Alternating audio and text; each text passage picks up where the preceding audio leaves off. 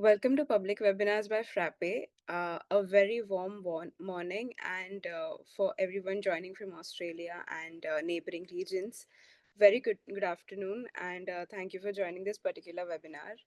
Uh, Specifically, a launch webinar where we are going to go ahead with the new app launch. I'll come to that later.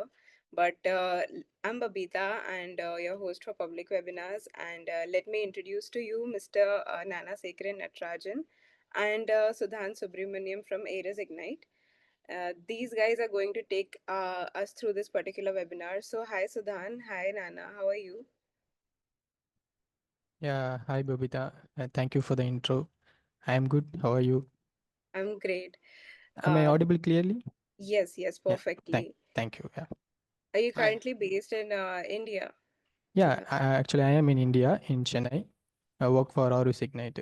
It's a Melbourne-based company. Yeah. Correct. Yeah, hi Nani, how are you? Yeah, very good. Hi, Babita. It's nice to have this good morning for you and for the rest of the public there in Australia. Good afternoon. And my name is Gnani. It's my name is as such pretty long. So, Gnani, I'm here in Melbourne and I'm the head of enterprise apps development here in Arus Ignite. And myself and Sudhan are going to take you through this session for today. Yes, thank you so much, Nani. We'll definitely see forward to what we have for this session today. And as Nani mentioned, he's from Iris Ignite. Sudhan is also an experienced and well-known ERPNext Functional Consultant at Iris Ignite. And coming to the session today, Arus Ignite has been working on specific projects and actually many projects over the last few years. And to be very specific, very successful projects. And one of the recent projects that they have come out with flying colors is Australian compliance app, and they have built it on top of ERP Next.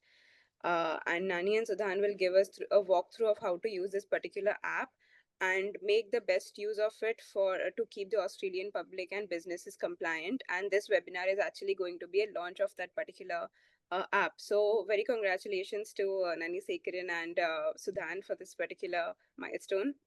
Thank you. Thank you, Thank you. Babita. Thank you, Babita. Yeah. Yeah. So the webinar is going to begin with a small presentation that is a preview of this particular app, and then we'll deep dive into the live demo of that app.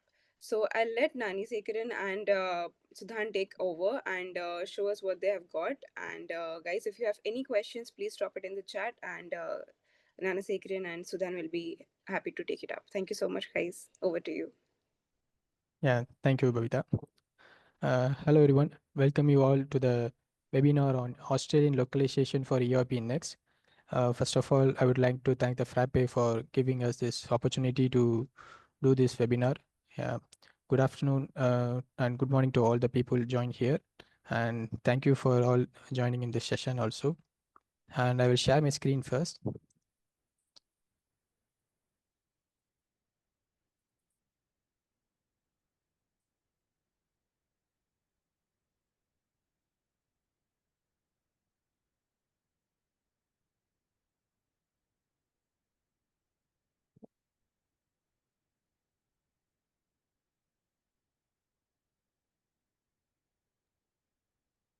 Yeah.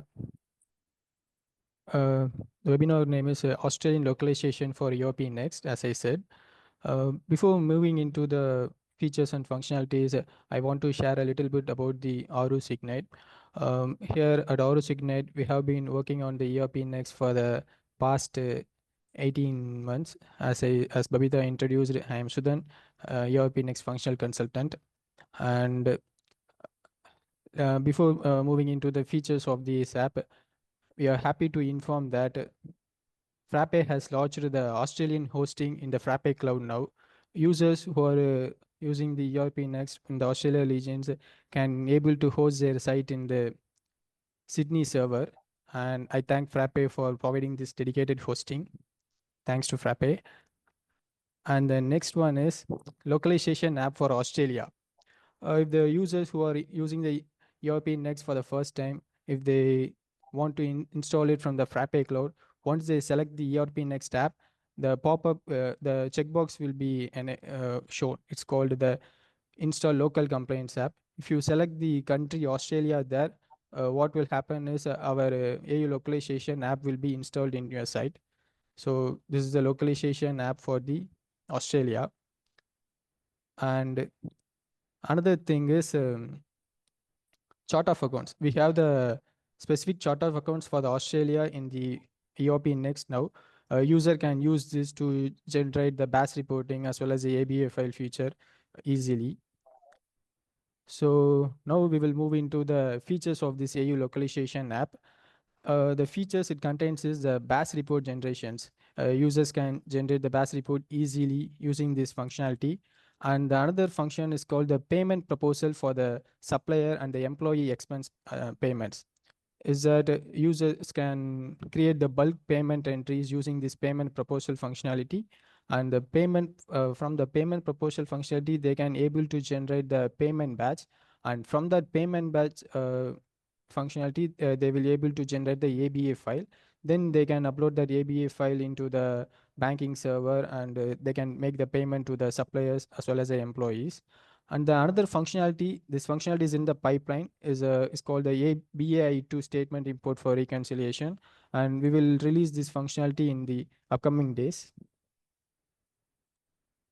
So as part of the AU localization app, we have the settings called the AU localization settings.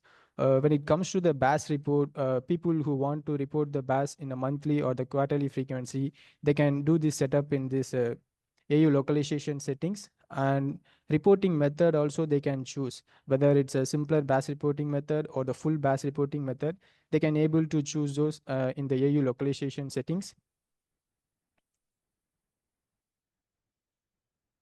Yeah. Next, the detail of the BAS report functionality. As I said, we have the two reporting methods, simpler BAS reporting and the full BAS reporting. Users who are operating the small businesses can go with the simpler BAS reporting, whether they can report the where they can report the BAS labels like 1A, 1B, and the G1 details there. These details will be generated in the BAS report. And as I said, they can generate the BAS report in the monthly or the quarterly frequency as well.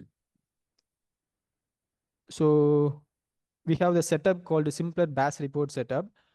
This one is it's available in as part of the AU localization app. People who are using our chart of accounts, it's a Australia chart of accounts, these data will be pre-filled to them. If they use other chart of accounts, older chart of accounts, they have to add those details manually. Here in the G1, what are the income accounts that transaction they wanted to post in the G1 BAS label? They can add the list here. It's similar to the 1A and 1B. These are the accounts that entries will be posted in the particular BAS labels. So this is a setup to generate the simpler BAS report. So next one is a full BAS report functionality. Like simpler BAS report, we don't need no need to do any setup for the full BAS report, but we have to define some things in the supplier as well as the customer master. So as part of the AU localization app, we made the tax category field as a mandatory one in both the masters.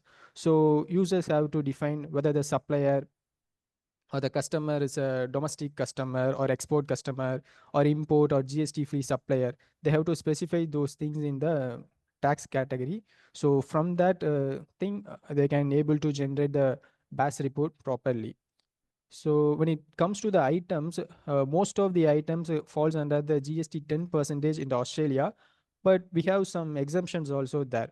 For example, unprocessed food items and services like healthcare services or comes under the GST exempt. So for that, what we have is we have the tax templates. It's a GST exempt sales and purchase template. So we can use that in the items master based on which BAS label entries will be generated on the transactions.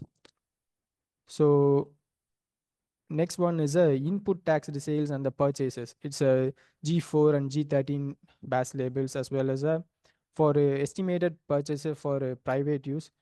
It's a G15 BAS labels. For to report these BAS labels, we have the option called checkboxes for both all the three labels. We have the checkboxes in the item level in the table. So by enabling this checkbox, what will happen is that particular amount value will be posted in the appropriate G labels. For adjustment related things, G7 and G18, we made the field as an open field in the BAS report, so you can enter the data as well. So based on all the G labels and BAS labels generated, you can able to calculate the 1A and these things will be also generated automatically. And based on the 1A, 1B, GST to pay or the GST refund will be calculated. So these are the functionalities of the full BAS reporting. Now we will see the glimpse of the AU BAS report. This is a AU BAS report. Once you create the BAS report from the screen, you have to enter the company and the start date. Reporting method will be fetched from the AU localization settings. So after you save and click the update BAS data, what will happen is all the BAS label entries will be fetched here and updated here. So below that, you can see the details of the each BAS labels where the transactions amount will be displayed here. So we have the print format as well for the both the simpler BAS report as well as a full BAS report as well. You can select the appropriate print format to print the BAS report. And this is a PDF copy of the AU BAS report generated from the BAS report functionality. So from this, we came to end of the BAS report functionality. And the another functionality we have is a ABA file generation. Uh, ABA file generation is linked with the functionality called payment proposal and the payment batch. So first you have to create the payment proposal. From that payment proposal, what will happen is batch of payments will be created and that payment entries will be created in the payment batch. This is how this functionality works. And then you can able to generate the ABA file from the payment batch. We will see all those things in detail in the demo session. So this payment proposal functionality not only useful for generating the ABA file, but also if you want to generate bulk payments or bulk, you want to generate a bulk number of payment entries at the time also you can use this payment proposal functionality. Yeah. Now we will see the glimpse of this ABA file generation functionality. So as part of this functionality, what we made is we created some custom fields in some masters, like in the supplier master and the employee masters. We have the custom field called lodgement reference and the BSB number and the bank account number as well. So these are the data essential for the ABA file generation. So we created that fields. It's applicable to the employee also. And in the bank account master, we created the custom fields called financial institution abbreviation and the APCA number, currency, and file format. These are the custom fields created in the bank account master. And this is a payment proposal functionality. Once you open this payment proposal page, you have to enter some filters like company name, supplier, or the employee as a party type. And you can filter based on the document created by the users and the dates.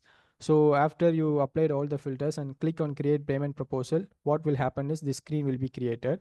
This screen shows a total amount to be paid as well as a number of purchase invoices to be paid.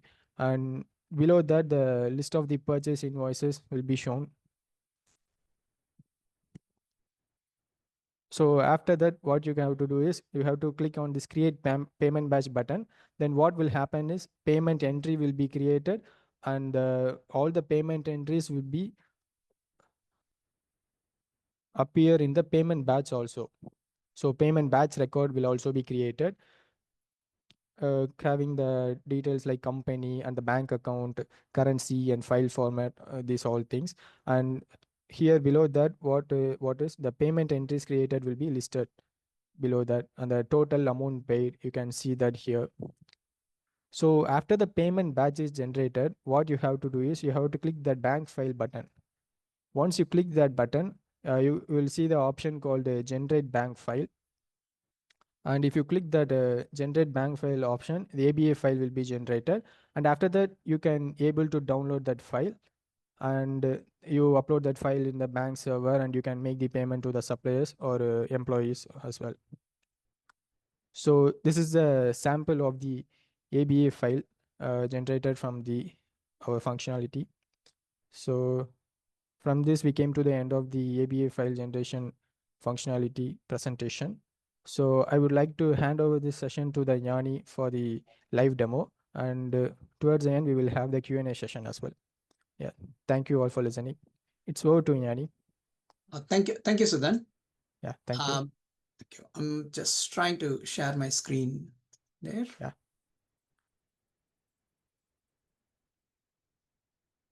Are you able to see my screen there? Eh? Yes. Yes, Jnani. Yeah, thank you. Yeah.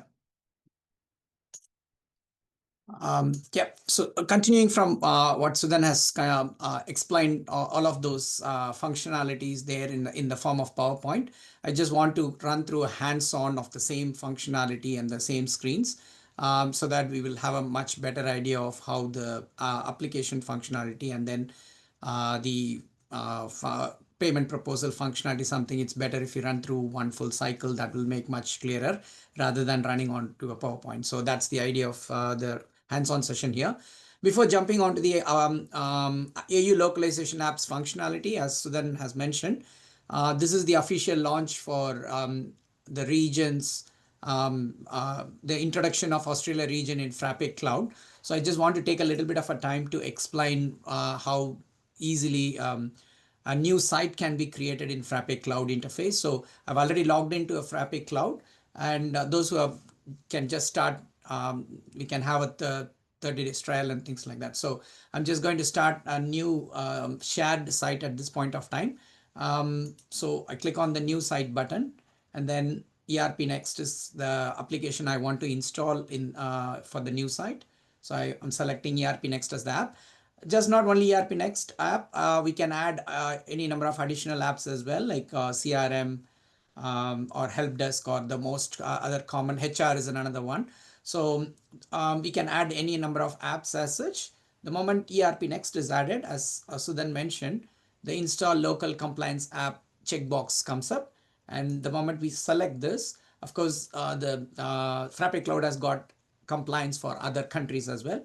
And this is now we are launching the local compliance app for Australia. So I'm selecting Australia here. And the best part here is we have got Sydney server. So Australia and New Zealand users can select Sydney as the region now, which is going to be much quicker for us to, in terms of accessing the system, it's going to be much quicker because it's hosted in our region. And all in terms of data compliance perspective as well, the server is hosted in Australia now. So yeah. I just selected all of these ones, and then for the time being, it's just a test. So I'm just putting through a $5 plan there, and then saying AU localization test .frappe.cloud. I do have this domain, it is available. So it's going to be Sydney, all good. I agree. And I click the create site. So the system, the Frappe Cloud is going to set up a server for us. So you can see here, it started, the installation process is on. So when I go back to the list of sites, so this is the one which I just started now. So it's just started, it's getting installed, and in a couple of minutes, this will be ready for us to active, and it will become active for us to start working through. And we can see very well here, this particular site is available in region Sydney. I just got one more site available in Northern Virginia. This is for people who are already working in Frappe Cloud. Now we have got an option to move the whole stack from any other region to Australia as well. So I've got this one created earlier. So all I have to do is I have to go to the sites, into the site, and then go to the action area. And I've got an option there to say change region. So I'm clicking on this change region and select that to Sydney. And I can schedule it to be done whatever the the time you wanted to, or probably you will be looking to do it after office hours. So you can schedule anytime. This is just a test site, so I just put it as 3 p.m. Anyway, 3 p.m. is past, so it will just start getting executed at the next instance. So the only information we need to take care here is, that's anyway, it is there in the Frappe Cloud interface as well. If at all there is a custom domain, say subdomain in your company name. So we need to make sure that the A record is updated because the because the current A record, what you have got with your domain, might be pointing on to the server in Northern Virginia or wherever it was hosted before. So that is one thing we may need to be really specific about it. I'll shortly show how you can pick up the IP address so that, like, you can update the A record as well. Now I'm just scheduling it for 3 p.m. So it is now scheduled there. So I have got an update saying that it is scheduled. So it won't happen right immediate. It is still there in Northern Virginia. It will take a bit of a time. If you have even scheduled it just for now, which I just did it now, but it won't happen immediately. So what we will do is we will go back to the app localization functionality demo. And then by the time when we finish off and come back here, probably it might have been done. Then at that point of time, I'll explain how you can pick up the updated IP address for the Sydney region so that you can update the A records. Okay. Now, with this, I'm moving on to the ERPNext application, which is a test application. We have it's hosted in Frappe Cloud as well. So I'm going to run through all those functionalities, what Sudhan was explaining there in the PowerPoint presentation. I'm going to run through specifically in each of those screens. So to run through quickly, there are a couple of settings there in the to be done for the AU localization as such. But if you have got this app installed fresh, when I say fresh in the sense, you have installed the site for the first time now, and you have got the local compliance app now along with the fresh installation, pretty much all those setup will be readily available. The setup what I'm trying to show is mainly for people who have been working in the existing standard chart of accounts. But right now you got just the localization app installed now. Then there are a couple of settings you may need to do as such for those installations. But other than that, if it is a fresh installation, I don't think there would be any need to do any changes. Just in case, you can go and have a look and see whether it is all there in the right place. Yeah. To start with, we wanted to give an update that we have got a dedicated workspace as such in the application, so which is available as a sub workspace under the accounting module. So under the accounting, if you click on the AU localization, that's the new workspace got it installed, come through because of this AU localization app, and that's giving pretty much all those basic information what is needed as part of the tax category setup and things like that. So these are all the setup, which is all already coming along with the app installation. So that should all be ready to go. Yeah. So and a little bit of an information about the BAS report generation and then a payment proposal. There are two steps involved, as of course that's explained by Sudhan earlier. So that is also explained a little bit here in the workspace itself, to just as a starting point. Without further delay, I'm just moving on to the AU localization settings, and that's the place where by default any of those company you're creating in Australia as the country, then the reporting period by default will come through as monthly, and then the reporting method will come as simpler BAS reporting method. So there is both the methods, like the simpler BAS reporting as well as full report is approved by ATO. Depends on the turnover of the company. So by default, what we have put through is monthly and simpler BAS reporting as the method, but you can go and override and change that, provided you have not started creating any BAS reports. Having said that, if you have started doing monthly reporting and then at one point of time you are moving on from monthly to quarterly, and if you have finished off reporting the previous months, and if there is no open BAS reports, then the system will allow to go and then change this. Right now, I'm not able to change the monthly reporting to quarterly because I do have a couple of BAS reports ready there to show as part of this demo. So that's why I'm not able to do it. Otherwise, that's pretty, you can change it to monthly to quarterly at any on a cutoff period. Yeah. Moving on to the next functionality. Only for people who wanted to go on to the simpler BAS report, they may need to go on to this particular page where all these GL codes, which you need to put it onto the G1 label, and A1A, 1B label can be defined over here. As I said earlier, if you are installing for the first time along with the Australian app, Australian localization app, then all these things will be ready, because the Australian chart of accounts might have come through. Because the chart of account is already there, then all the setup will be ready to use.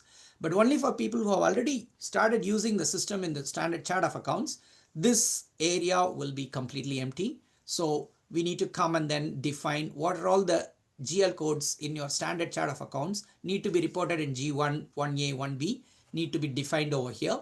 And you can see that, of course, there will be a lot of sales income GL codes you want to report on G1. So you can keep adding how many ever the number of GL codes you need, and you can do it over here. Yep. So these are the main setup as such. And apart from that, the other setup you may need to do is, one is the supplier master, the other is the customer master. Quickly onto the supplier master, when I go in there, all we need to do is we can go on to the tax tab, and the tax category is made as mandatory as part of this installation. And then that is mainly the reason is we want to identify what sort of the posting it's going to be in terms of BAS reporting. As for simpler reporting, we don't need to have that much of details to say whether it is a capital supplier or non-capital supplier. So that's not a problem for simpler reporting, but for detail full reporting, we need to have that definition.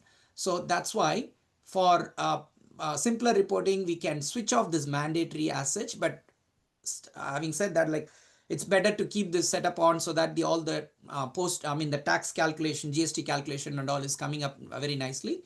So we suggest to keep this on, and then make sure that you are selecting the correct category. If it's a supplier, whether it's a domestic GST supplier or an import supplier. Yeah, let me just quickly give you a quick look there. Whether it is a capital goods supplier or a domestic GST supplier or a import GST GST free supplier. Yeah. So that is on the supplier master. Similarly, we have got a same setup there in customer master to define what sort of category the customer belongs to. I'm not jumping in there move it quicker. And in the item master, so if the item is GST subjected, we don't need to define anything here. We can just leave it empty, which is the most common scenario.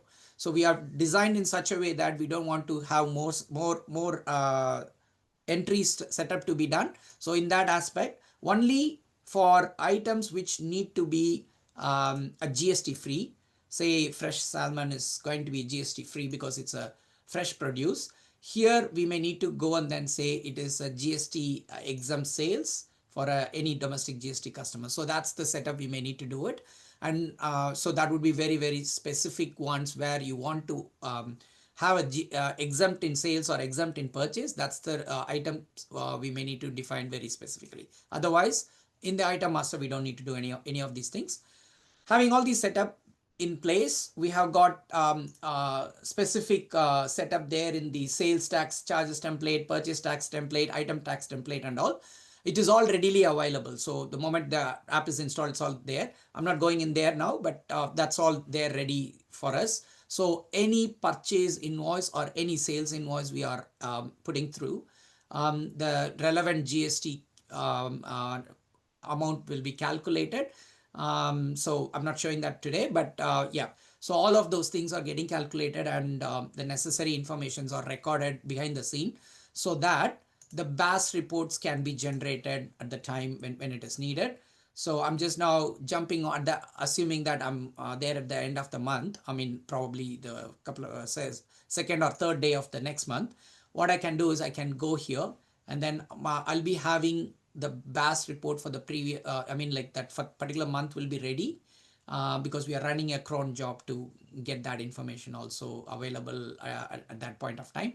So for example, right now, I'm just going on to this particular report, which is for the month of October. And this is done based on simpler BAS reporting method. So as we already know about it, in simpler BAS reporting method, we need only 1A, 1B, G1. Only these three labels are needed. So all those numbers are all captured automatic, not automatic, just when you have to keep clicking the update BAS data, just in case if you have got new postings have come through. And just to understand when you have created last, we are given a, just an update like this. The moment I click the update BAS data, so the data will be refreshed as of now. And then I got the complete information about how much refund I'm going to get it through. Or the other way around, if it is GST to pay, then this label will change from GST refund to GST to pay, and then the amount will come through. So it is easy to read things here. And if at all we need to know the breakup of this $9.59, we do have the breakup saying that it is coming out from these two documents, and that's the amount. And then for each of those label, the breakup is also available for us to give the reasoning behind that. So here, so this is all the documents listed here. But if you want to really take it to a, as a PDF and then have a look onto it, we can still do that. We can go ahead and then click the print button, and then there are couple of print formats available. For the simpler one, we got a separate one, so you can take it to as a PDF.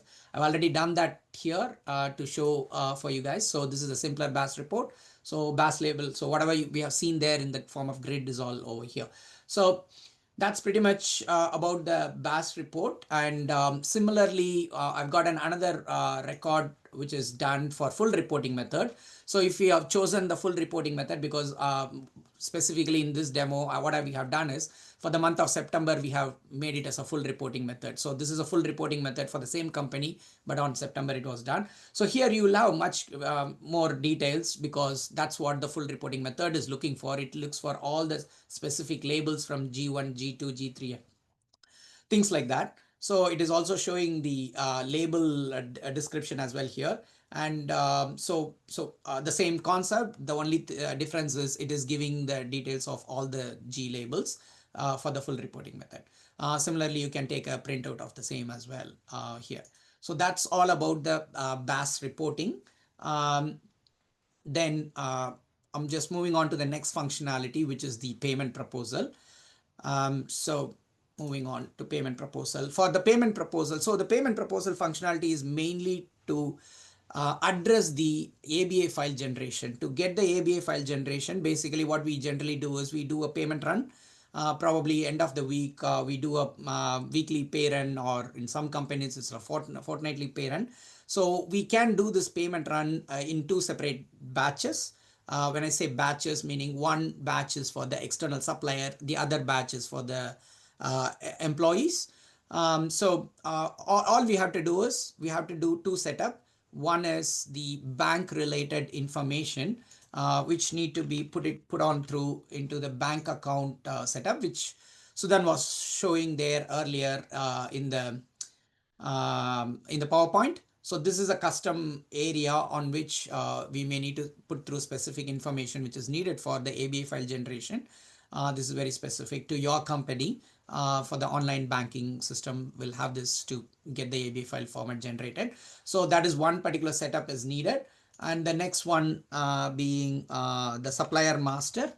So the suppliers who need to run through this payment proposal functionality, we need to, it's up to us whether we want to say that we want to use that particular supplier to, we are authorizing that supplier to bring it on into the payment proposal or not. Because for the import suppliers, we may not get those suppliers to run through this payment proposal functionality, because we do one-on-one payment, and we don't want a ABA file for those international suppliers.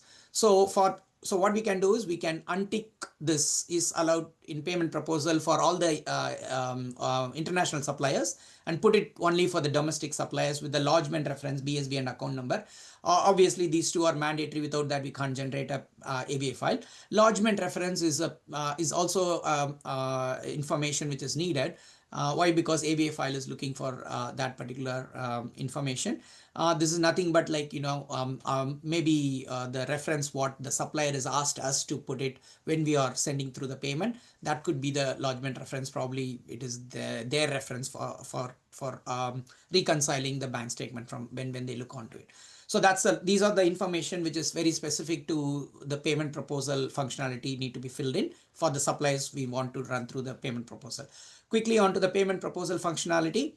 So what we are going to do here is I can just jump onto the AU localization. So it is the payment proposal functionality is the first step. So we have put through the steps here as well in the workspace.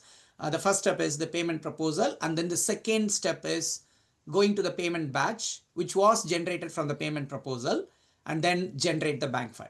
So let me just quickly jump and do the payment proposal. When I click the payment proposal, the first question the system is going to ask is for which company. If it is multi-company, it makes sense. But if it is just only one company, you got it. Select the company. And then the next question, are we going to do the payment proposal for the employer, for the employees or for the supplier? So if it is some supplier run, then we will be just putting through the supplier as the party type. These are the two mandatory information, but we can filter with additional these three information in, so that you can do multiple payment run just in case if you want to do it in a different batches. So I'm just clicking without any filter at this point of time. So the system is now bringing up saying that, okay, there are 4 invoices are pending to be paid with this particular functionality, and it picks up all those invoices, and then it is showing how much it is going to be paid with this run. It's $2,831 need to be paid on this run if at all we wanted to do pay all these invoices.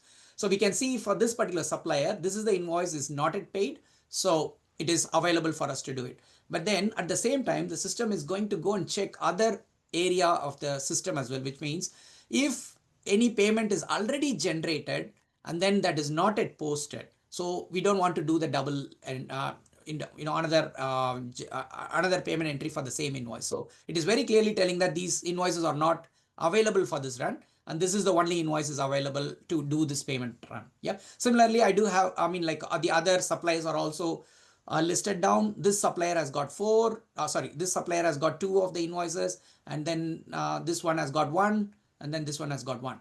So if at all you want to stop some payment for some of the supplier, you can straight away unclick this. That will untick all of the, if there are 10 invoices, clicking here will just remove all of them. But if you just want to specifically remove the invoices, you can remove that as well. So yeah. So after selecting all of that, when I click the create payment batch, the system is going to pick up all the bank account through which it's going to go. And then it's asking about the mode of payment. And now in this case, I'll say technically it should be, yep, that's fine. Create payment batch. Yep. So now from that screen, the system taken me to a new screen called payment batch. And in this payment batch, the system created 3 payments because there were 3 suppliers, but actually there were 4 invoices because one of the supplier has got 2 invoices into it. The quantum grid has got 2 invoices. So this is the payment batch got generated. And then all of the 4 invoices will, we have got a payment also created. So the beauty of this particular functionality is we don't need to go ahead and then create the payment entry from the invoice. So we don't need to do one by one. It's just in one click, the payment batch is generated for how many ever the invoices, and then depends on the number of suppliers, it's grouped accordingly, and that many number of payments depends on the number of supplier, that many payments will get generated. So that would be a huge time saver for the payment processing. So once if everything is all fine, that's the amount it's going to get paid, and if it is all happy with the amount we are going to pay. So all we have to do is we can click the right now we don't want to submit it because we want to put the payment into the bank system, make sure that it is going on through it, and then we can come back and submit. So now I'm clicking the bank file button and then click the generate bank file, and then the bank file is generated, and I can click here to download the file. Not necessarily I need to do it now. I can leave it like this, but later when I come back, and then I can redo that as well. And in the case when I come back later, I can download the file as well. Right now it's not there, but then when I go back and then go back here in now already I have generated, so now I can straight away download the bank file. So you will get the ABA file, and then you can put that ABA file into the banking system, so that will get paid. Once that is paid, payment is done, then we can click on the submit button. That is going to post through all the payments which are behind it. So just by clicking the payment, now all those 3 payments will all be submitted as well. So when I go on to this particular payment now, so I should be able to see all those. So again, I can just jump in quickly.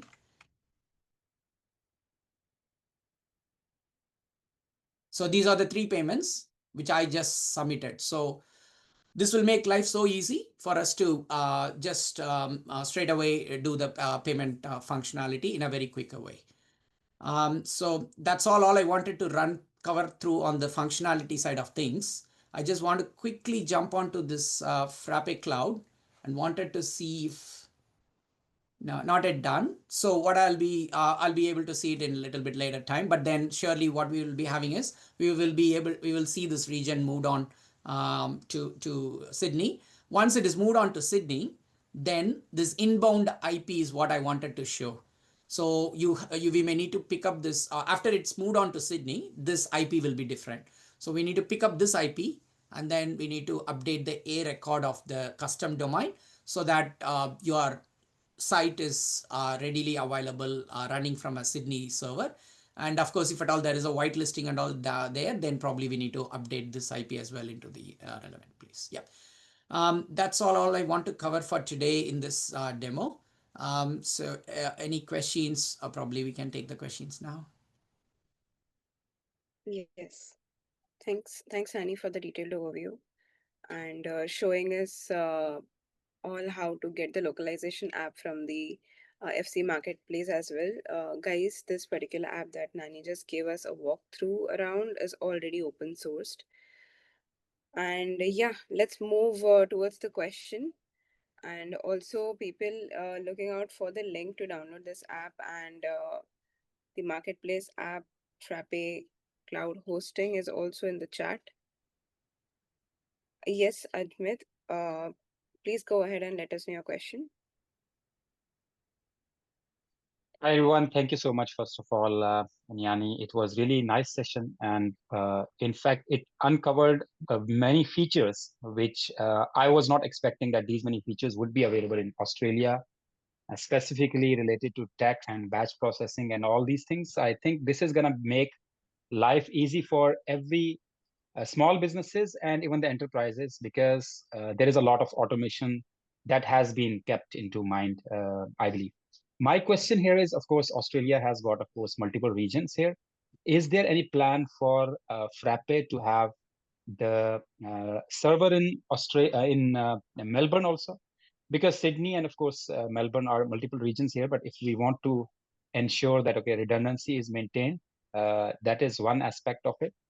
And another aspect that I want to talk about is that, is this localization also available in the community edition, or it is only available on Frappe Cloud? Of course, it is open source on cloud also, on self-hosting also. But what I meant to say that whether this feature will be available for the self-hosting users also, or it will be only available on Frappe Cloud. Thank you so much. Hi, Amjid. Let me first take up sorry, I'm just jumping quickly and then taking the second question. Probably the first question is something, I'll leave it with Frappe to address on the region on Melbourne. But like, thank you, Amjid, for the kind words on the functionality of the app. To answer the question, yes, it is available in GitHub. I think already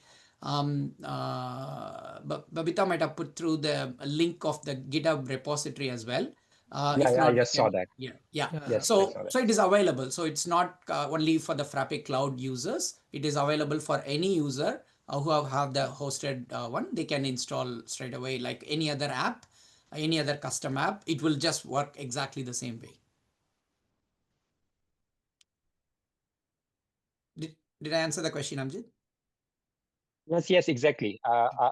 This is really much clear, because Yeah. when I asked the question, then I checked the chat. Yes, I could see that. Okay, it is available in the GitHub also. Yes. No problem. And any other issues? Oh, that's another one. I kindly request the community, if there is any issues or any new features you're looking for, please go ahead and put it in the issues on the GitHub link. So we are open to take up those issues, and then yeah. So we have found out few other. We are just working on few keep not only bug fixing. We have got plans to do additional functionality and extend the functionalities more in terms of in the finance area and into the payroll side as well. So we're not committing payroll at this point of time, not in at least for 2025, but then payroll, STP and all is coming in pipeline for 2026 as well. Yeah. So yeah, please put through any issues you find in, we will be working through. And regarding the Melbourne, probably maybe we will get an update from Frappe when we have got more updates on it. Yeah.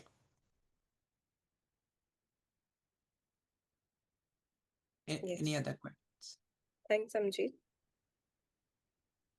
Guys, if you have any questions, you can definitely raise your hand. I'll enable the talking feature for you, so you can directly ask your question to Nani and Sudhan. Also, in case anyone wants to have some customization help and support from Arus Ignite, can definitely reach out to them. I'll request Nani and Sudhan to drop in their emails so Yeah, that people in that region definitely reach out. sure.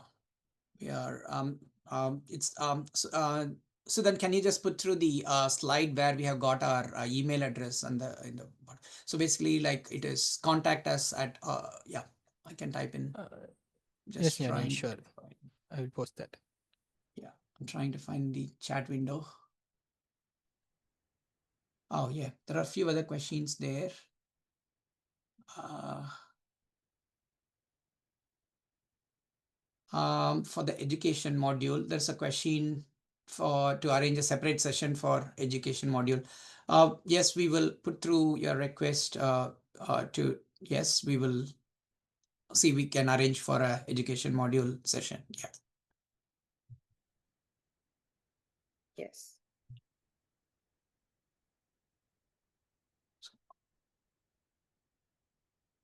Yes, everyone, we are waiting for a couple more questions. Okay, if you don't mind, I have one question. Yeah, go ahead, please, Samjit. It's related to API. Yeah. Is there any restriction in Frappe Cloud for the API? I'm actually asking on behalf of some of the developers who are sitting with me right now, and they have a concern whether there is any restriction, because as you understand, okay, one thing that you have mentioned, that there is a badge for the payment, which we are going to upload into the bank, and then the payment is going to be processed. So their concern was that there is another method of doing the integration where we just do the integration and it goes and hits the bank account directly instead Directly of. goes to the bank. Yeah. So So is there any plan to have that integration also with the local banks, which are very common available in Australia, plus with the PayPal and with other payment platforms? So that is gonna actually help small businesses, especially because they are not need to then have a person downloading the badge and then uploading. It is gonna add another activity into the whole cycle or payment process. Correct. Okay, Amjit, that's a great question actually. So yeah, the reason why we went on to this path is there is no additional cost involved on this method. So it is up to the customers' banking functionality where they will be able to do it. But the other direct methods involved, commercial element involved into it. So what we may need to do is then that has to be taken up as a case-to-case basis and do it with specific, then it can't be a open source stuff, right? So because then it has to be very specific and things like that. So so in that case, probably we may need to, it can't be open source. That's all what we are trying to say. So it has to be a commercial commercial integration. So we are open to do that as well. But just It's that it is clear, not an yes. open source. Yeah, sorry. Yeah, it is clear. Yes, exactly. That's what exactly my point was also there, because of course, there are many features available in open source, but of course there is when additional functionality is required, so we need to get it done. through Yeah. the developer and Yeah, through Arus mainly actually. those API configurations are also like, we can't like productize. So I'm not sure whether I'm using the right term. But like, the one what we have got is like ABA file is general, common across any bank and things like that. So but if you are going with specific any specific bank, probably we may have all the connectors ready when we do like 5 or 6 but then at this But point of time. question was, is there any API restriction? Like all the endpoints are available for the payment integration if a person wants to do it by the means Yeah, yeah, if yeah, yeah. someone wants. So, yeah, yeah. So whatever we have developed, this payment proposal functionality can be extended. So because the payment proposal functionality is now open source, so when you have it in your GitHub, when you pick it up or from our GitHub and then put it in your self-hosting, then all those functionalities are available in API. So then that's not going to be the problem. Then the extension of that connecting to your bank would be the specific effort you may need to do. More important that that has got like commercial implication with the bank as such. So that's the main challenge there. Yeah, if bank allows Yeah, to yeah, get that. that is a big, that's all altogether a big different ball game as such. So that's the reason, but the base is ready. So instead of clicking the download the bank file, just use the API to connect onto the banking system so that like all these information can be pushed onto it. Yeah, on submit maybe a webhook can run, Yeah, or maybe yeah, yeah, just it can call the API. Yes. yeah. All right. Thank you, Nyani. It was Thank it you. was very nice from your side. Thank you so much. Thank you. Thank you, Amjad. Any other questions?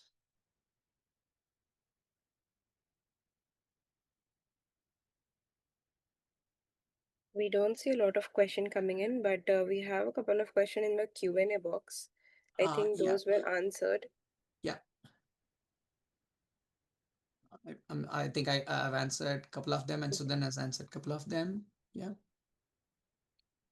Okay. Uh, Assuming that we don't have any more questions coming in, we will move towards the last leg of this webinar.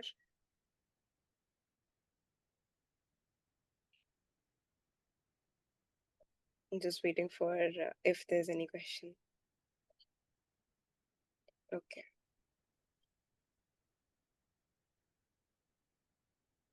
Cool. So, assuming that the webinar in itself was sufficient to answer all your questions, I would like to now thank Nani and Sudhan for taking their time out and giving us a detailed walkthrough of this compliance app. And all of us here are to see the compliance app in action, and we are aware that why a compliance app is necessary for those specific regions, because now these regions meet the specific obligations and adhere to the local legal industry requirements. So Australia compliance app is here to make your job and business easy and staying compliant. So many congrats once again to Arus Ignite on Thank that you. front, and Thank you. also completing the cycle by showing us how to launch this app from FC Marketplace. So just go ahead and give it a try for your business. The links for GitHub and FC Marketplace is on the chat. And yeah, something very exciting that we have come up with is the dedicated landing page for our Australian community. So here you go. This is the website where I'm dropping the website link in the chat. So you can check it out for yourself. It has everything you can check out about hosting, localization, features, and pricing. So give it a go and explore more about what Frappe has to offer in your particular region. And thank you so much, Nana Sekaran Natarajan and Sudhan Subramanian for this particular session. And we hope to have many more milestones together in this journey. Thank you, Thank you. Babita. Thank you. Thank you so Thank you. Thank you, much. Bhavita. Thank you. Thank you. Bye. Thank you all Thank you for guys attending for this joining. session. Yeah. Yes. Thank you so much, guys, for joining this session. We'll meet you in another session on 17th. So till the time, take care. And if you have any questions by then, you can definitely put it up in the feedback form, and also leave a line or two about how you like this particular session, or if there's any comment or even disagreements you would like to mention, can go ahead and fill in the form. So thank you so much for giving us your time, and we'll see you in the next session.